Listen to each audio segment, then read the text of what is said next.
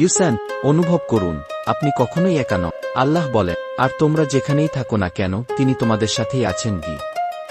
সূরা হাদীদ 4। ভেবেছেন কখনো রাতের গভীরে যখন চারপাশ নিস্তব্ধ, যখন মনে হয় কেউ নেই, আসলে তখনও আপনি একা নন। আপনার পাশে আছেন মহান রব, যিনি আপনাকে দেখছেন, শুনছেন, আপনাকে রক্ষা করছেন, আপনাকে পরীক্ষা করছেন। আপনি যখন আপনার রুমে একা থাকেন, আপনি একা নন। আপনি যখন রাস্তায় হাঁটেন, আপনি একা নন। আপনি যখন গাড়িতে বসে আছেন, আপনি তখনও একা নন। আল্লাহ সর্বদা আপনার সাথেই আছেন।